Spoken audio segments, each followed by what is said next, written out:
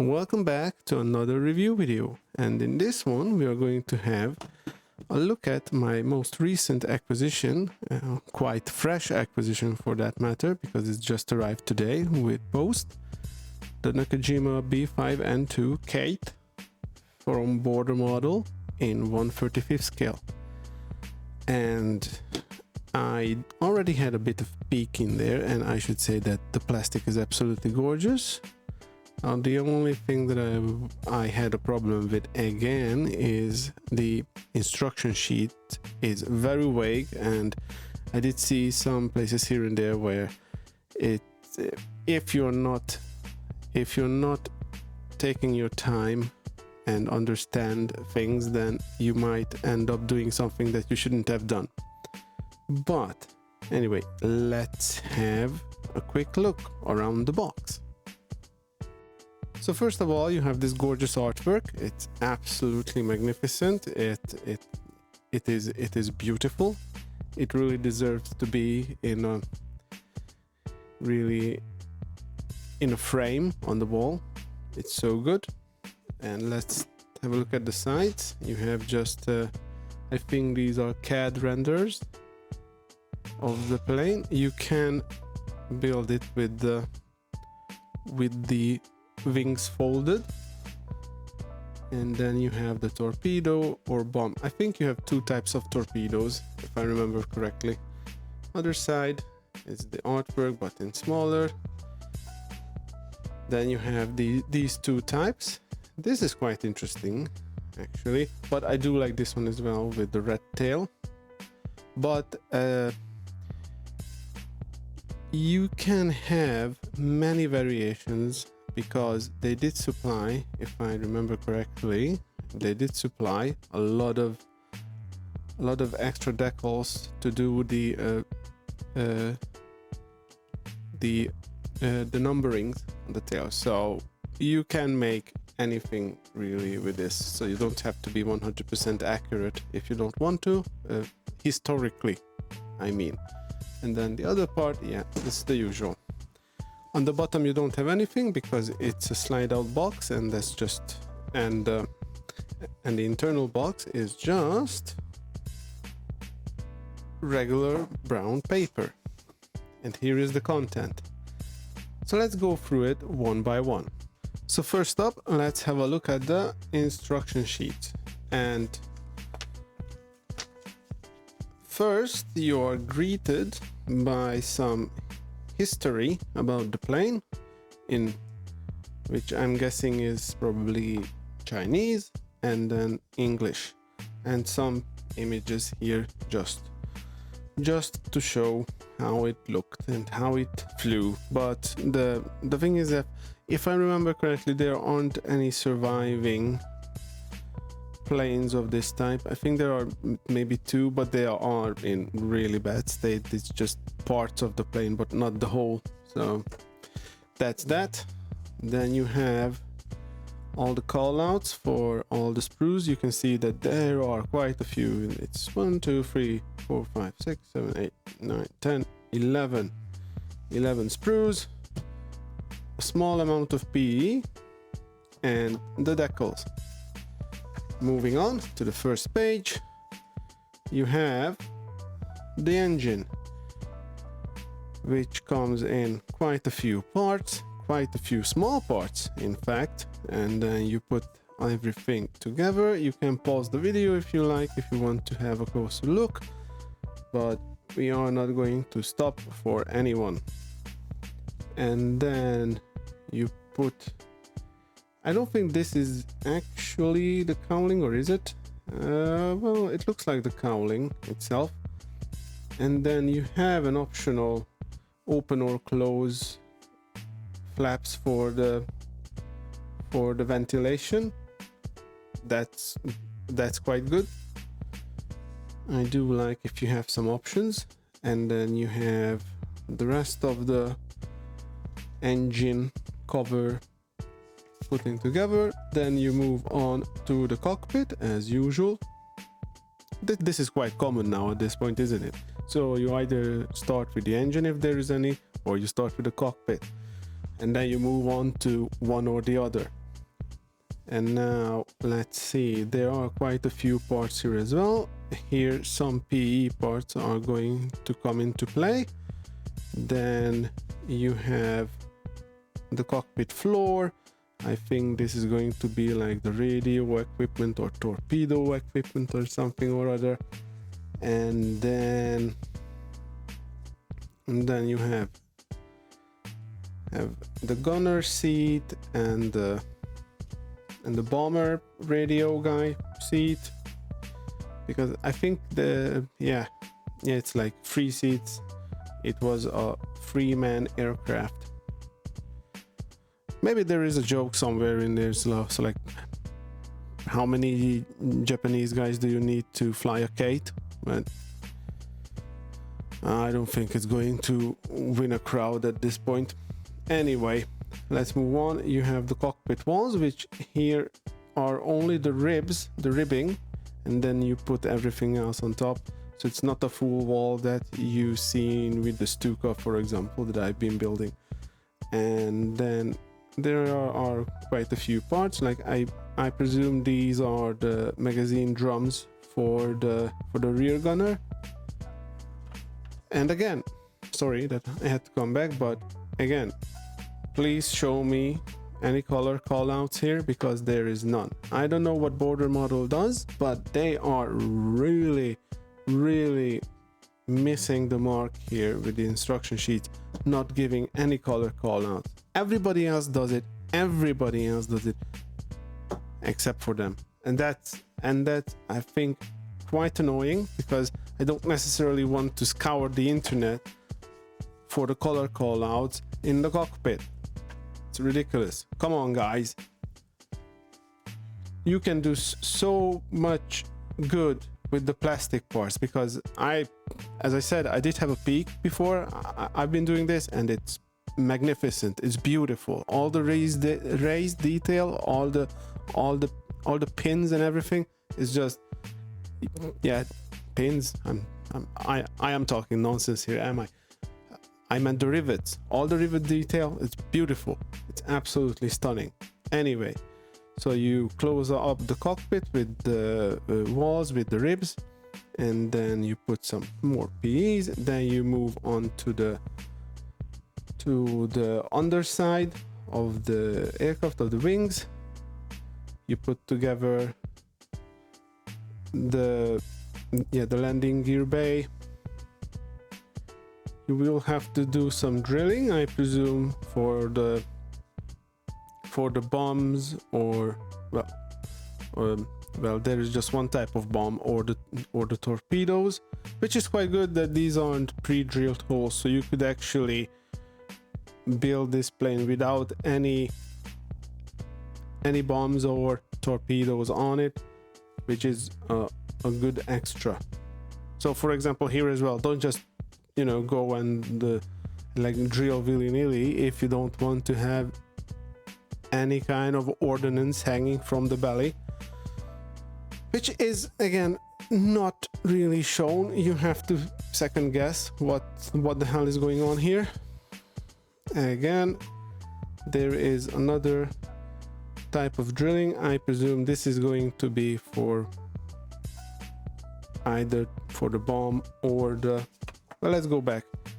Okay, these are smaller holes, so I presume this is if you're going for the bomb, which is not shown anywhere. There is like some kind of Chinese marking here, which I don't understand. Probably the option 1 it means. God. And then option 2, you can go, yeah, drill here if you do want to do something. But because you have 3 pins and the distance is much wider than with the other one, I presume this is going to be for the torpedoes. Anyway, moving on, you put in the flaps. Now the flaps here, at least you can see that it has beautiful top surface and everything, which looks quite good. I presume it's going to be the same with on the plastic. Then you have these parts going in, the small parts. Then you put in the ailerons. Then if you are going to display it with the wings folded, then you want to put these in there as well. Now the thing is that Again, if you don't have it folded, then you might not need these, but this is, well, apparently it's not an option, but I would assume that you can get away just putting in one, for example, just to have that structural integrity of the wing. But again, it's not mentioned anywhere. Then move on, the other part, oh, well, sorry, so it shows how it's done. Then you put this together, then you put the front part of the wing on there. I'm guessing that they made this like so because the frontal part of the wing has a lot of rivet detail as well, and if you would have like two halves meeting here like a sandwich, then cleaning that up without damaging the rivets would be an absolute pain. So I am actually looking forward how they manage to wiggle around these things, so you don't have to do a lot of sanding and whatnot, because if you do, then you can kiss goodbye those rivets, really. So that's going to be very interesting. And then you have the other side of it, the same steps, yep. And then I think these are going to be the horizontal stabilizers and the elevators, yep. Then we move on here. I think this part is, yeah, these are the size of the wing root. Again, you might not need all of them in here if you have the wings not being folded. And then you put together the wing root, and then you glue that to the fuselage on both sides here as well. Moving on. Then yes, so you are still here, so you don't have the whole wing section really, because if you have it folded, then, well, this makes sense, right?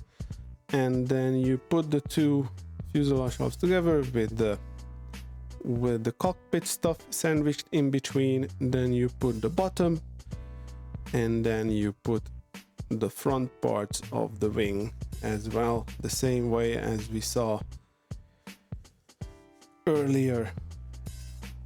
And then you have here, oh, okay, so the previous one was probably the rudder and the vertical stabilizer, and these are the horizontal ones and the elevators. Now you put all these together.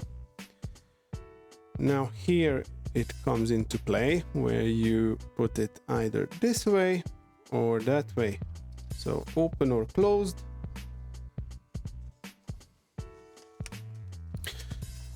Well, now this is interesting actually. So this is, don't do this, I think.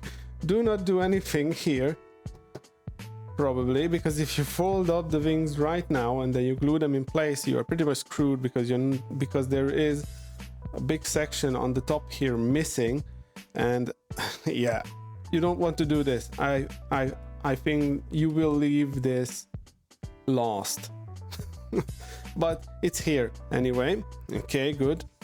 Again, you want to pay attention on these things, so study this instruction sheet very carefully.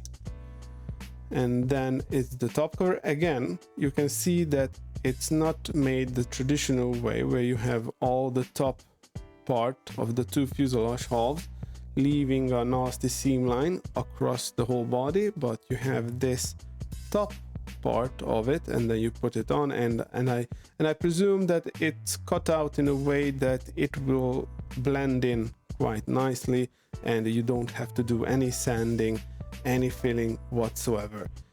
I am really curious now about the tolerances, because they have to be tight, like crazy tight, that you won't need any filling or anything, because as soon as you do, you are screwed, my friend. You are screwed.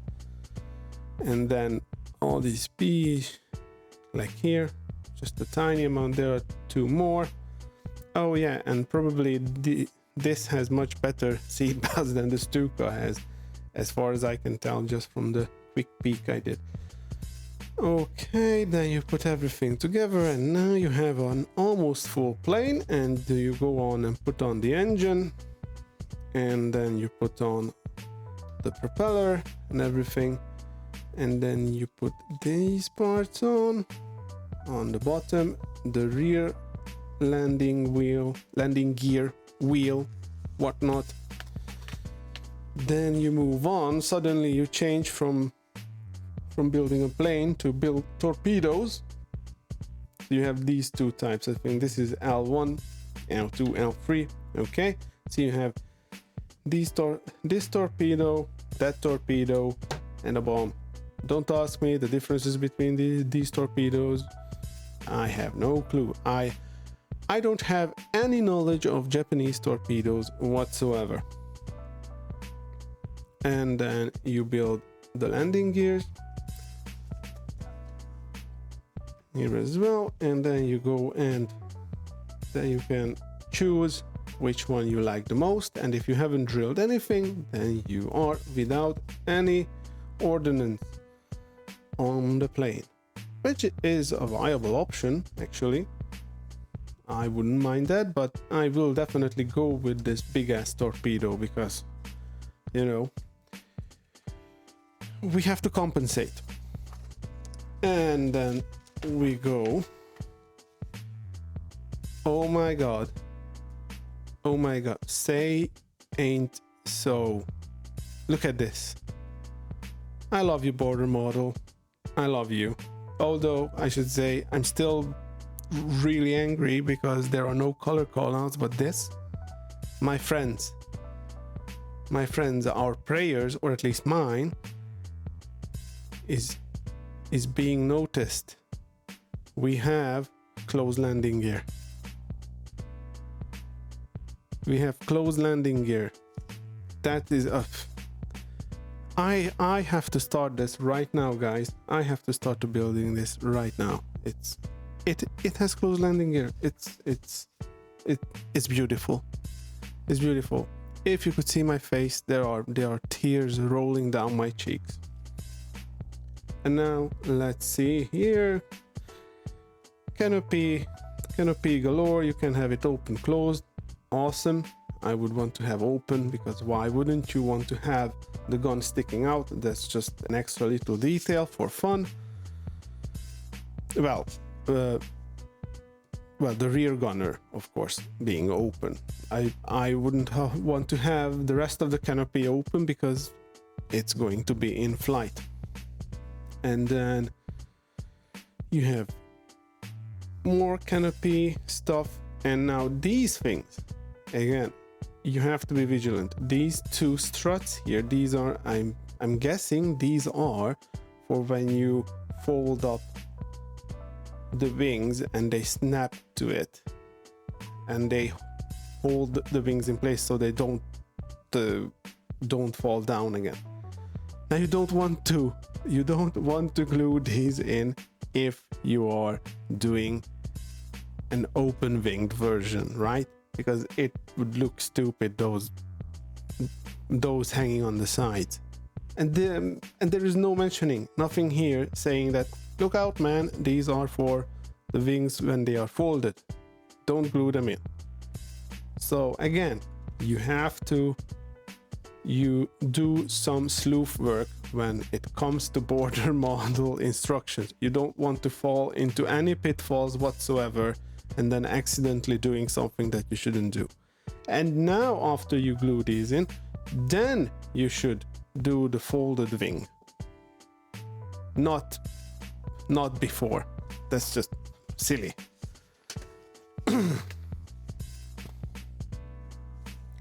And then we have, here you have a tiny amount of color call out. Let me look at this. I hope that this is going to be enough for everybody to know what kind of color to use on the insides of the cockpit. Look, it's just green. Great. Anything else? No, just green. Perfect. Let's move on. Man, they really don't want to give us the color codes now, do they? Okay, so this is the one with the red tail. It's quite tempting to do this actually, because I quite like it, but again, you will see that we have quite a few decals to do the hell we want. So it can be anything really at this point. And this is the other one. This has the big ass torpedo on it. Funnily enough, this is different to the one that you saw on the box. Let me get that.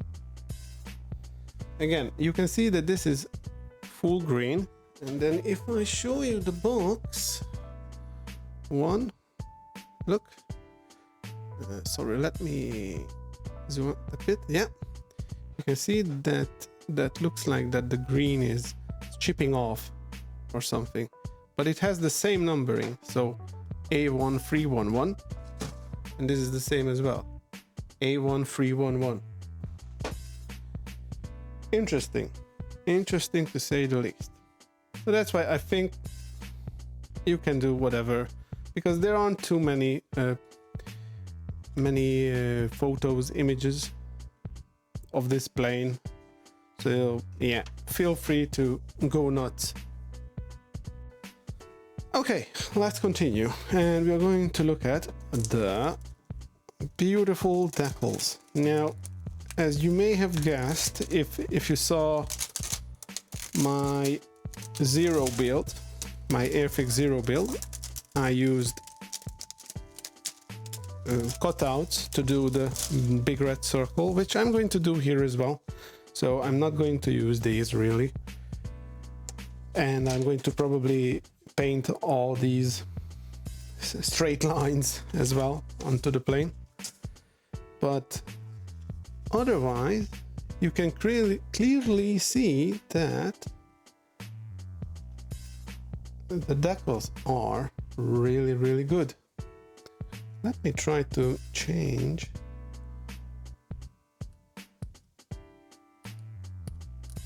Sorry about that, it's getting darker, not light. Okay, let me try. Okay, I think this is better now, right? Yeah. So you can see that the decals are really good.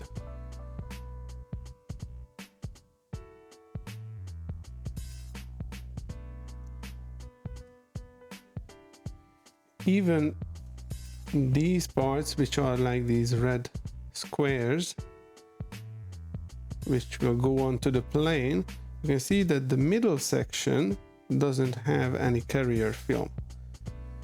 This means if you're going to use these decals and you're not going to paint these lines on, then be very careful, because they are going to flop around a lot. But that's a good way to do. Like, this is what I was talking about, the markings or the numberings. You have all the numbers from 1 to 9 and 0 up there, so you can give any number to the plane. So that is really cool. Look, all the numbers, and you can even put these away and then use later on something else. So this is really good. I really like it.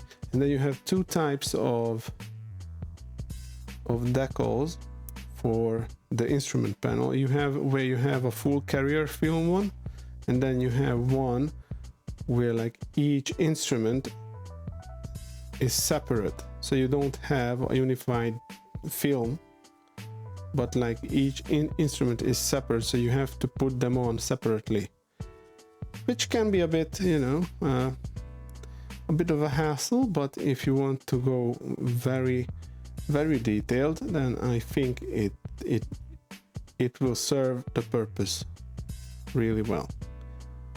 And then some extra detail here and there. Looks great. Okay, what's next? The PE. Let's have a look at the PE. And then we can see that we have now belts, and they are much better than the Stuka. They actually have some form of little texturing to it, so that's good. And then there are some extras.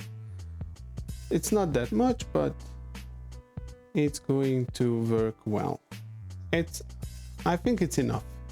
It's enough PE for a plane like this. Okay, that is for the decals. Now let's go and dig into the glorious plastic goodness. First off, let's start with the ordnance.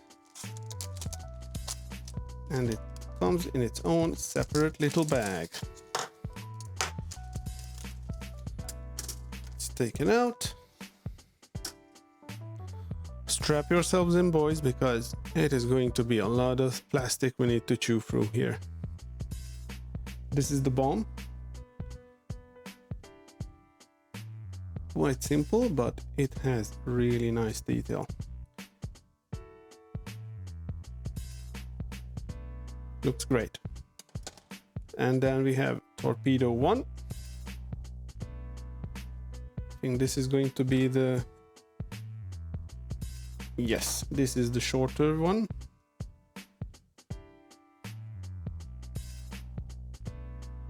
You have the little fins. Looking great. And now you have the big ass torpedo. Yeah, the one that I will be making probably. Or maybe the smaller one. I don't know. Still need to decide, because both look really good. Although let's be honest, usually the torpedoes aren't that interesting in surface detail, because they are just like big metal tubes, that's it. But still, I want to make it with a torpedo. Okay, let me package that away.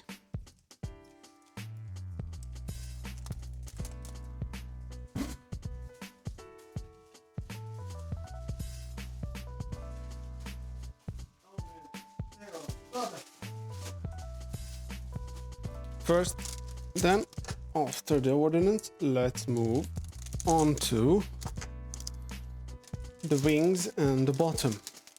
Oh my god, and it's not just rivet detail that you have, but you have stressed skin effect. I don't know how much you can see of it, but look at that detail. That is gorgeous. Gorgeous, I tell you. It is really good. And the feel, every little rivet is raised, and then all the way, and then the panel lines are recessed as they should. It looks amazing. It looks fantastic. This is one of the most gorgeous planes, well, models, which I've seen so far. It is on par with the Hurricane Mark II from Arma Hobbies. It is easily in the same ballpark as that. Look at that, all the stress skin, and this is the wing root, the top part of the wing root, the top surface, and look at it, it's beautiful. Oh man, this is going to be such a beautiful plane when it's all done. Well, the only thing that really bugs me with these kind of high-end new models now, that if you screw it up, it just feels like you destroyed an artwork at this point, because it is just so good. All the rivet detail is there. Nothing is missing. Or I bet you could find probably some inaccuracies, but yeah, good luck with that. I don't really care at this point. Yeah, these are the insides. It looks good. Well, there is no detail on the insides really, because there is nothing to have here, but it's nice and clean as well, so you don't give any flash or anything. Okay, next one. Let's have a look at the fuselage.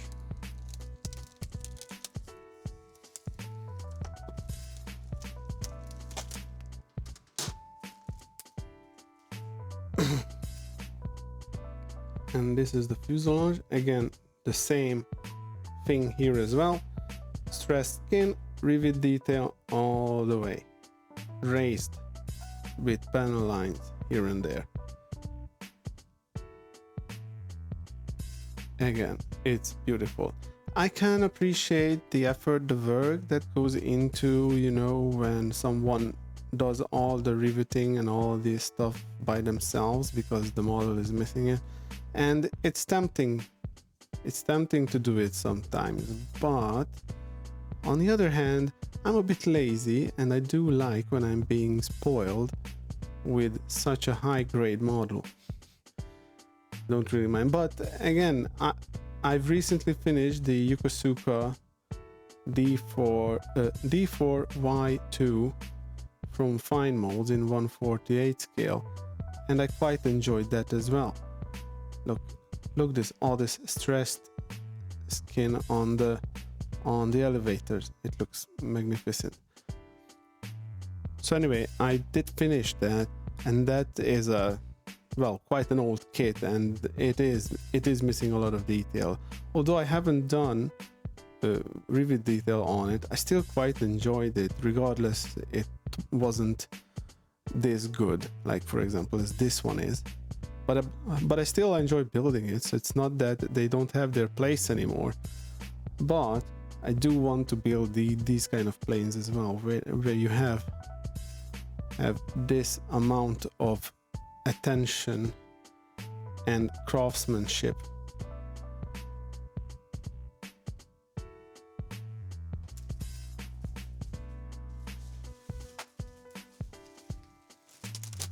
And again, this one was how much? I think it goes around 70-80 pounds here in the UK. Whilst, you know, just to complain a bit, you know, I do need to bring up the Maki 202 from Italy, which was 100 and has nowhere near this amount of attention to detail as this does, and that was 100 pounds and this was 70. Italy, get your shit together, man. Get your shit together. I didn't even pre-order the Maki 200 that is about to come out, I think, because I just don't want to be disappointed. I am going to wait with that one to see how it's going to be, but I can take an educated guess. Anyway, let's talk about this, not something else. Okay, again, stressed skin here as well. Now these are the top of the wings. Again, beautiful, beautiful. Everything is amazing. And again, probably there are some inaccuracies, but let's be honest, guys. Let's be honest, guys. Even the most stringent of rivet counters can appreciate this amount of detail, I think. But if you're one of them, please let me know if you do appreciate this or not, because I do. I most certainly do. Look at this. And the propeller blades are nice, crisp, sharp. There is no flash. It's beautiful. Absolutely beautiful. It's really hard not to start this right away, because it's such an amazing kit. Border Model does an absolute banger of a job with these 1/35 scale planes that they are doing.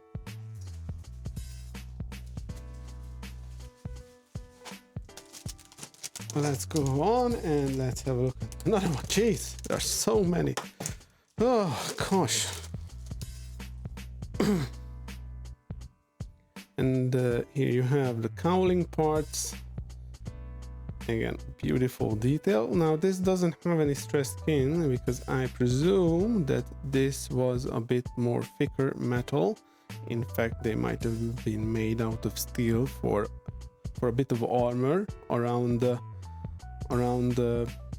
engine to give a bit of protection, but they still have the raised rivet detail and everything. It's still gorgeous detail. So don't worry about it. The insides are bland, and they have the ejection pin marks, but it doesn't matter. That's some parts of the engine. Let's move on. Okay, then these are more engine part again. Yeah, the radiator parts, well, not radiator, but yeah, the cooling fins. Can I call them fins? Yeah, I think I can. They look gorgeous, absolutely gorgeous. And there is nothing, there is no stray pin mark or anything here on the outside surface, or like any part where it would be visible. And then you have all the push rods here, and then I presume this is going to be the firewall part. Yeah, look at it, and like even this has beautiful detail. So you could actually have without the cowling around the engine, and it will still have gorgeous insides. That is amazing, man. Border model, it's really good, and I'm hoping they are not going to stop and they are going to make all the planes. But border models, please, next one, please, like pretty, please. Make a Mackie 202 or a full or a Veltro. Please give some love to the Italian planes, because yeah, we need a big Mackie 202 that is better than what Italeri did, because we need one. We desperately need one.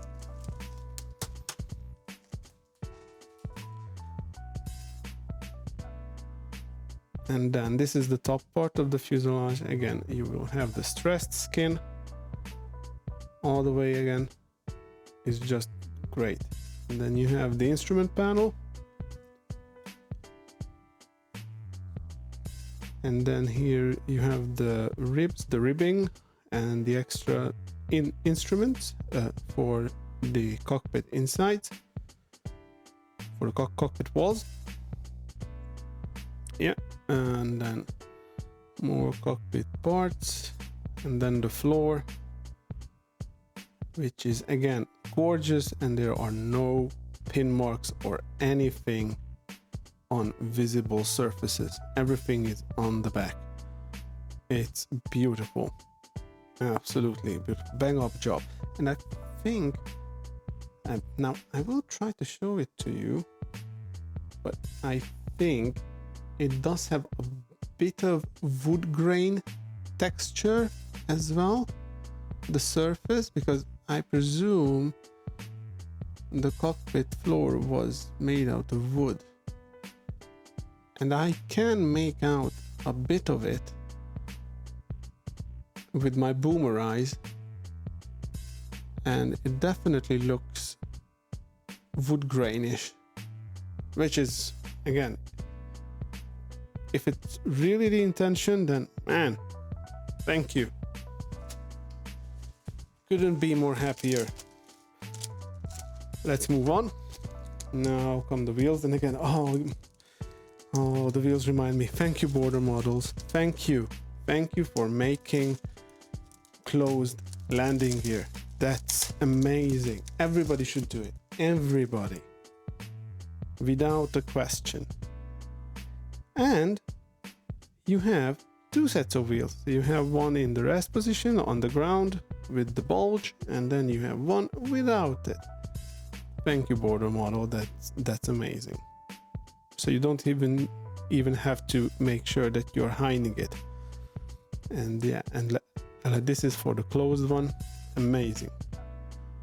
And then all the extra stuff in there if you go open. So you have all these pipes and cable work and everything in here. That is great. But again, I don't really care about that much, because mine is going to fly as usual. you should know me by this point that I am going to make it in a flying position, so it shouldn't surprise any one of you. Unless you're a newcomer, and then welcome. I do planes in flight. And then the last of the grays.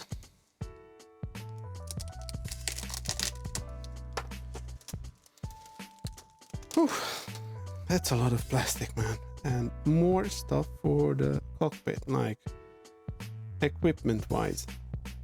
Look at that, that is gorgeous detail on there. All those knobs and buttons and all that stuff, that's awesome.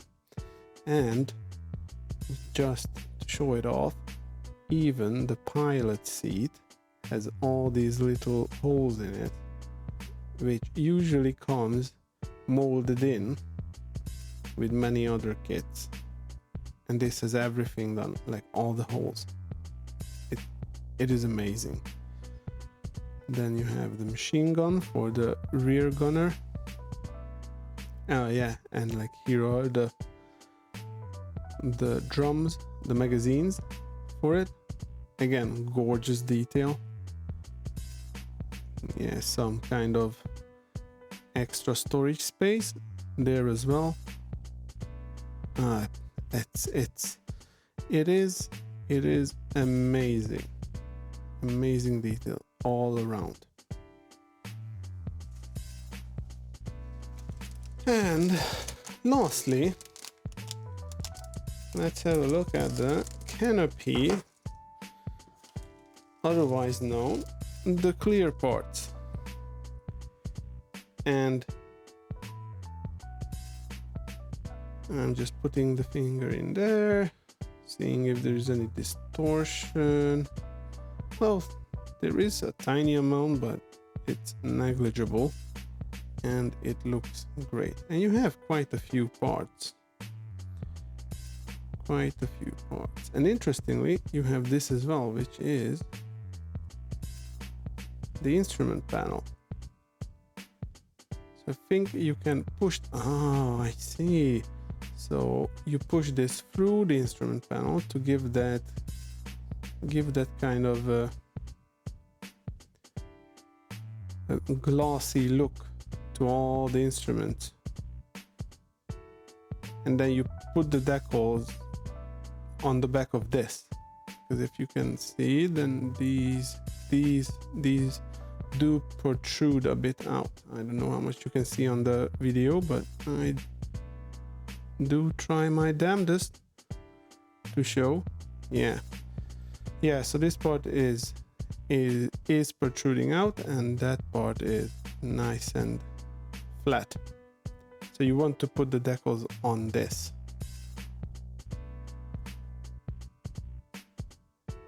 Looking great. Everything looks great. Okay, well, it's just amazing, guys. It's just amazing.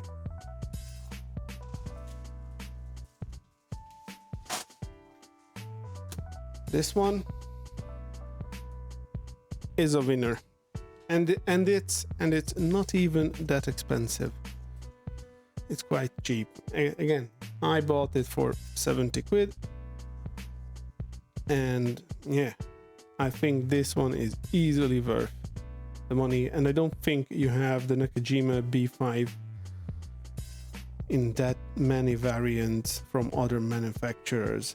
So if you want to build this one, then yeah, I would say that forget everything else that was or is on the market still. I don't know, I haven't checked. Go for this one. This is beautiful. This is an absolute masterpiece of a model with a lot of detail. Do take care of the instruction sheet though. As I said, it has some weird stuff in it. Well, not weird stuff, but if you don't pay attention, you can get into a situation where it's just a lot of head scratching and swearing involved. Go and well, try to scour the internet for color schemes and color callouts for the internals, because there is none. and for the engine as well, which is going to be a bit of a pain in the bum in some extent, because as I said in the beginning, there aren't too many surviving aircraft of this type, and yeah, so we are not going to have any reference pictures. But again, I haven't looked yet, so I don't know. Worst case scenario, you fire up War Thunder and then you have a look at the cockpit insides in that game and and see if that helps, you know. That's one thing. Anyway, I leave it here. Again, it's really tempting to start it, but I do want to finish up one puppy, which I will show off actually. I am finishing up this Mustang from Airfix. I bought it to like quite a while ago, and I am doing it in with Swedish markings, and it's almost done with the filling and sanding and whatnot, and it needs the nice paint job, well, which is going to be mostly metal paint as it is with late war Mustangs. And then of course video editing, whatnot, and then it will be done for your viewing pleasure. And I think only after that I'm going to jump on board with this big puppy here. But anyway, that's about it. Please like and subscribe, and see you on the next one. Bye bye.